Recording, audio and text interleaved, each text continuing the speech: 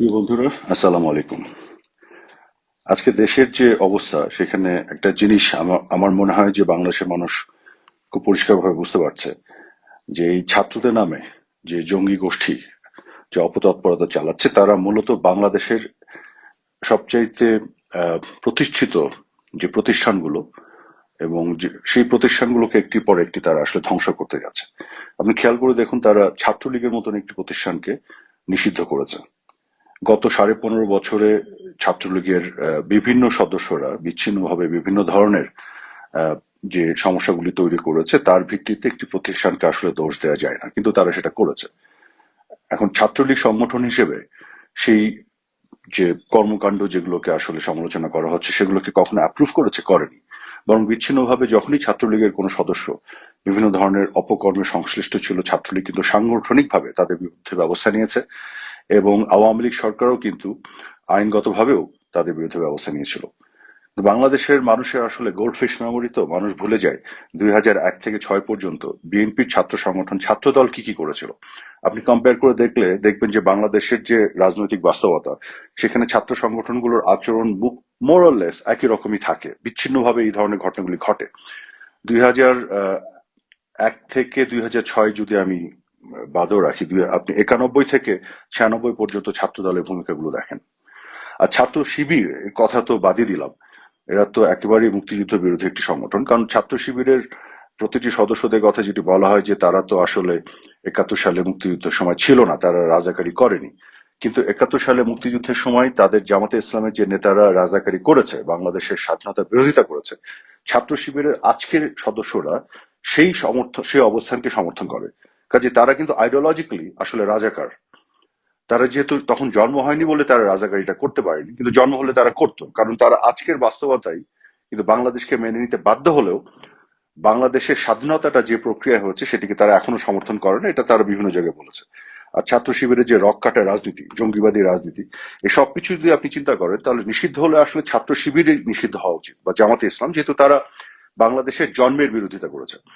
এবং বাংলাদেশের জন্মের সময় যে যুদ্ধ, মুক্তির যে যুদ্ধ, সেই যুদ্ধে যে 30 লক্ষ শহীদ, 2 লক্ষের উপরে যে নারীদের সম্ভ্রমহানি হয়েছে, এবং সেগুলো পাকিস্তানি আর্মিরা যেভাবে করেছে, তার সাথে পূর্ণাঙ্গ সহযোগিতায় ছিল জামাতে ইসলামের নেতৃত্ব, এবং জামাতে ইসলাম সংগঠন হিসেবে তার সাথে ছিল। কাজে এই গণহত্যাকারী দল এবং তাদের ছাত্র সংগঠন স্বাধীন বাংলাদেশে তাদের নৈতিকভাবে এবং আইনগতভাবেও কোনো রাজনীতি করার সুযোগ থাকা উচিত নয়। কিন্তু আজকে এই ছাত্র শিবির এবং জামাত এবং পাকিস্তানপন্থী জঙ্গি গোষ্ঠীদেরকে সাথে নিয়ে এই তথাকথিত ছাত্ররা, যারা এই আন্দোলনের নেতৃত্ব দিয়েছে বলা হচ্ছে জুলাই আগস্টে, তারা কিন্তু ছাত্রলীগকে নিষিদ্ধ করলো, অথচ ছাত্রলীগের জন্ম 1948 সালে। এবং 48 সালে জন্মের পর থেকে ছাত্রলীগ সাংগঠনিক ভাবে তাদের যে অবদান, 48 সাল থেকে কিন্তু তারা ভাষার যে আন্দোলন, ভাষার অধিকার, বাংলা ভাষার অধিকার রক্ষার জন্য তাদের আন্দোলন ছিল। 52 সালে তাদের গৌরবোজ্জ্বল ভূমিকা ছিল। এবং তারপরে 54 সালে যুক্ত ফ্রন্টে নির্বাচনের সময় ছাত্রলীগের বিশাল ভূমিকা ছিল। 1962 সালে শিক্ষা আন্দোলনে তৎকালীন পূর্ব পাকিস্তানের ছাত্রলীগের নেতাকর্মীদের অগ্রণী ভূমিকা ছিল, এবং যেগুলো তো মুছে ফেলার কোনো সুযোগ নাই।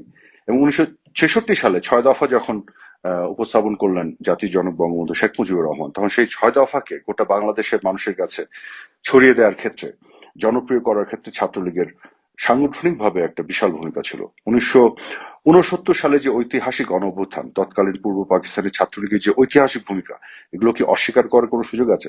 কাজে ছাত্রলীগ কিন্তু একটা প্রতিষ্ঠান হিসেবে, সংগঠন হিসেবে, একটা ইনস্টিটিউশন হিসেবে তার কিন্তু গৌরবোজ্জ্বল একটা ইতিহাস আছে। 1970 সাল এবং 71-এ মুক্তিযুদ্ধী ছাত্রলীগের হাজারো নেতা কর্মীরা শহীদ হয়েছে।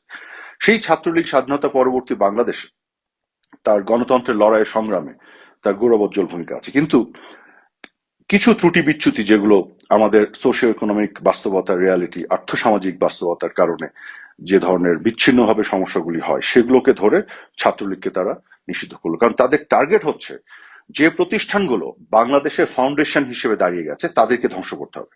এখন তারা নেমেছে আওয়ামী লীগকে নিষিদ্ধ করতে হবে। আওয়ামী লীগের নেতৃত্বে বাংলাদেশের জন্ম হয়েছে, আওয়ামী লীগ বাংলাদেশের জন্ম দিয়েছে। আওয়ামী লীগ একটা প্রতিষ্ঠান, এটা শুধু রাজনৈতিক দল না, সবচেয়ে প্রাচীনতম রাজনৈতিক দল বাংলাদেশের, সবচেয়ে বৃহত্তম রাজনৈতিক দল। এবং এই দলটা, যার নেতৃত্বে দেশের স্বাধীনতা, সেই দলটাকে তারা নিষিদ্ধ করতে চায়, অর্থাৎ এরকম একটা প্রতিষ্ঠানকে তারা শেষ করে ফেলতে চায়। এবং এখন এসে তারা টার্গেট করেছে সেনাবাহিনীকে।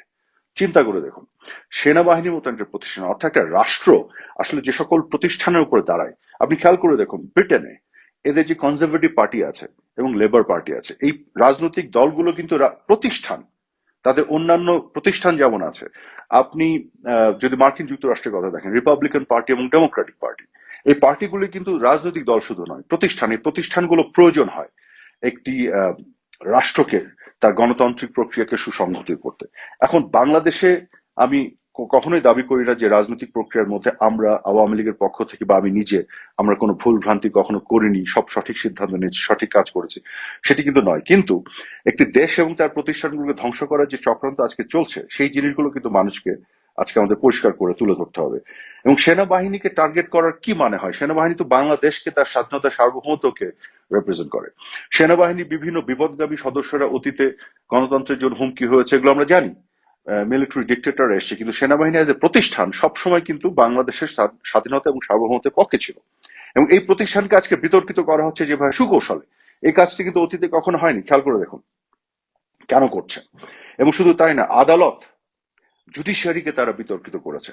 এখানে মব জাস্টিসের মাধ্যমে যে কাণ্ড কারখানা তারা করেছে এবং যেভাবে আদালতকে ওয়েপেনাইজ করা হয়েছে, জুডিশিয়ারিকে করে যেভাবে রাজনৈতিক প্রতিপক্ষকে দমন পীড়ন করা হচ্ছে। এছাড়া দুদক বলেন, বিএফআইইউ বলেন, অ্যাটর্নি জেনারেল অফিস বলেন, এসবিডিবি, সকল প্রতিষ্ঠানকে তারা দলীয়করণ করে এবং তাদের মাধ্যমে রাজনৈতিক জিঘাংসা, প্রতিহিংসা তারা যেভাবে চরিতার্থ করছে, তারা কিন্তু প্রতিষ্ঠানগুলোকে শেষ করে দিচ্ছে। এবং যত শিক্ষা প্রতিষ্ঠান খেয়াল করে দেখুন, ছাত্রদেরকে লেলিয়ে দেওয়া হয়েছে।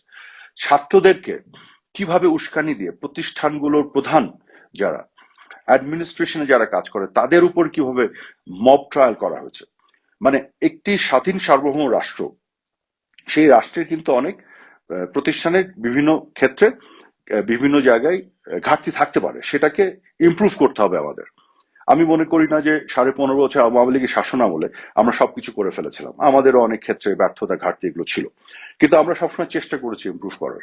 অতীতের তুলনায় কম্পেয়ার করলে ইমপ্রুভমেন্ট গুলি চোখে পড়বে, কিন্তু যদি আপনি আইসোলেটেড ভাবে দেখেন তাহলে হয়তো অনেক সময় ঘাটতিগুলি বেশি চোখে পড়ে। কিন্তু আজকে কি করা হচ্ছে? প্রতিষ্ঠানগুলো ধ্বংস করা হচ্ছে। শিক্ষা প্রতিষ্ঠানে যখন ছাত্রছাত্রীদেরকে দিয়ে মব ট্রায়াল করে প্রতিষ্ঠানে অ্যাডমিনিস্ট্রেশনের যারা কর্তা ব্যক্তিরা আছেন তাদেরকে আপনার রিমুভ করা হয় আইন এবং নিয়ম বহির্ভূত ভাবে, তখন কোনো প্রতিষ্ঠান ঠিক থাকে না। কিন্তু তো আজকে এই সিচুয়েশন তারা নিয়ে গেছে, কারণ তারা বাংলাদেশকে একটা ব্যর্থ রাষ্ট্রে পরিণত করতে চায়। যে কোনো রাষ্ট্র তার প্রতিষ্ঠান যখন ধ্বংস হবে, তখন রাষ্ট্র কিন্তু আর দাঁড়াবে না, কারণ রাষ্ট্র প্রতিষ্ঠানের উপরে দাঁড়ায়। এবং সেনাবাহিনীকে টার্গেট করে তারা তাদের সর্বশেষ যে উদ্দেশ্য, সেই জায়গায় তারা চলে গেছে। এবং বেসিক্যালি তারা বাংলাদেশে একটা এক ধরনের জঙ্গি রাষ্ট্র, জঙ্গিতন্ত্র কায়েম করতে চায়। এবং তারা যা যা যা বিষয়গুলো নিয়ে আওয়ামী লীগের বিরোধিতা করতো, সমালোচনা করতো, তার সবকিছু তারা আরো 100 গুণ করে বেশি করছে। খেয়াল করে দেখুন সবকিছু তাদের, কোথাও আপনি আইনের শাসন বলেন, মানবাধিকারের ক্ষেত্রে বলেন, আপনি মত প্রকাশের স্বাধীনতার ক্ষেত্রে বলেন, গণমাধ্যমের স্বাধীনতার ক্ষেত্রে বলেন, নির্বাচনের ক্ষেত্রে বলেন, কোন ক্ষেত্রে, এবং রাজনৈতিক দল গঠন করার প্রক্রিয়া, তারপরে চাঁদাবাজি, দুর্নীতি, আপনি চিন্তা করে দেখেন গত 7 মাসে প্রফেসর ইউনূস কি করেছেন। উনি নিজে কতগুলো কোম্পানির লাইসেন্স নিয়েছেন, তার নিজের কর মওকুফ করেছেন। এর বাইরে বাংলাদেশের জন্য কি করেছেন? গ্রামীণ ব্যাংকের যে শেয়ার ছিল সরকারের, বাংলাদেশ সরকারের অর্থাৎ দেশের জনগণের, সেই 25% শেয়ারকে কমিয়ে 5% করে ফেলেছেন। সো যা কিছু করেছেন সব তো নিজের স্বার্থে করেছেন। একটিও আপনি এক্সাম্পল দেখাতে পারবেন না যে বাংলাদেশের জন্য করেছে তারা। এবং একই সাথে তারা কি করেছে, ধানমন্ডি 32 নম্বর তারা ভেঙে ফেললো। তারপরে তারা উদ্যত হয়েছিল টুঙ্গিপাড়া, গোপালগঞ্জের টুঙ্গিপাড়া বঙ্গবন্ধু সমাধিতে, সেখানে তারা যাওয়ার জন্য। অর্থাৎ বাংলাদেশ রাষ্ট্রটি যে সকল ভিত্তির উপর দাঁড়িয়ে, সকল ভিত্তিকে তারা চ্যালেঞ্জ করছে এবং সেগুলোকে তারা ধ্বংস করার চেষ্টা করছে। বাংলাদেশের মানুষ তো এখন বুঝতে পারছে, আশা করি, যে এরা আসলে কি করতে যাচ্ছে, এদের উদ্দেশ্যটা কি।